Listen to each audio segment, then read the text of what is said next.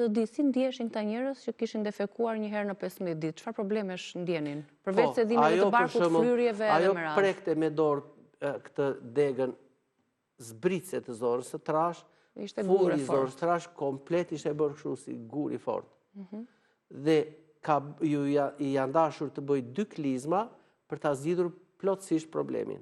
Pasi doli një herë gjysmë e ndjente akoma që donte të shkarkonte, bëri edhe një klizmë tjetër, u zbra zora e trash dhe atëherë aty ajo tha ta shtitha e ndjeva kënaqësinë e të ndjerit mirë. A shkakton stresi kapslëk kronik Patjetër, po.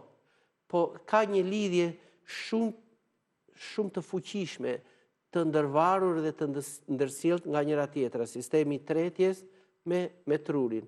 Nëse nuk na funksionon mirë sistemi tretjes, truri kërkon mikroelement nga kjo ushqyes të cilat nuk i merr. Një pjesë më të madhe truri, sidomos yndyrnat, i merr, i glaboron, si thua që në stomak, si thua i avjedh trupit, pa i lënë që të futen në përzorët e holla. Atëherë, këtë mirë që e siguroi truri, por i duhen akoma mikroelement ushqyes. Pra jo vetëm këto acidet yndyrore, po i duhet edhe oksigjeni. E në këto raste, kur shkon një gjak, për shembull, i kontaminuar me ujin e feçeve, ky fillon që të na çojë sinjale negative në zorë.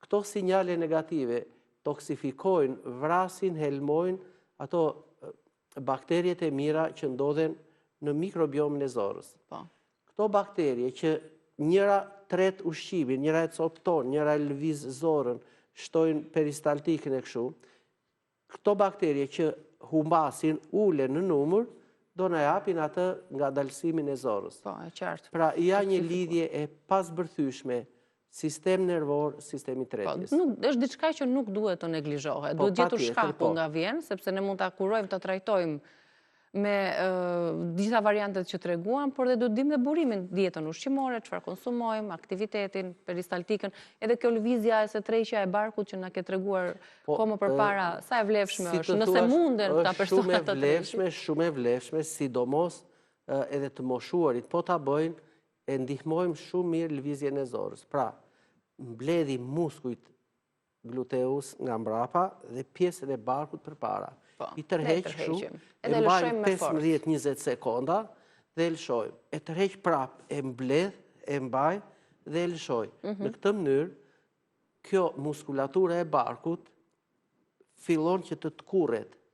Edhe të gjitha zorët që janë si të fryra me gazra e kështu, ato mund të na kthejnë në fluska uji, kështu që nuk rrimë barku i fryrë, nuk varen, nuk krijojnë pala dhe rrjedhimisht feqja në zorën e hollë dhe në zorën e trash, do lëvizje një traqme pa u shkëputur, pa u shkëputur, se ato mund të ndahen nga njëra tjetra, në këtë hapësirën midis nga feqja në feqe krijohet ajër kështu, dhe zora duke qenë që nuk ka mas, po ka gaz, mund të pësojë një si dridhje kështu.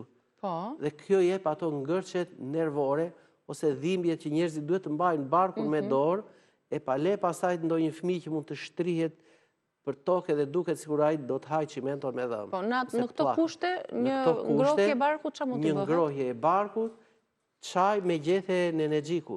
Po. Menjëherë dhe mandej pastaj mund të kalojmë tek finoku. Qartë. Mirë, doktor, goxha këshilla dham dhe sot për... Një mënyrë e dytë, ky ujë për shembull, që tashmë shikoj sa mirë u bë gelatinos, që do konsumohet kështu siç është pjesëll në mëngjes. Mund të pijmë çajin laksimer 2 deri në 3 gota në ditë. Gjatë ditës. Pra, nëse një njeri defekon një herë në 3 ditë, e përdor disa ditë rresht 2 deri në 3 gota në ditë. Po. Zbrazet zora, është momenti që ka filluar e flora e mirë në zorë të prodhohet, e ndihmojmë zorën me këtë, për shembull 3 ditë, 4, 5 deri në një javë, në fillim mund ta fillojmë me 3 gota, pastaj 2, pastaj e heqim dhe çaji laksimer mandej ndërpritet.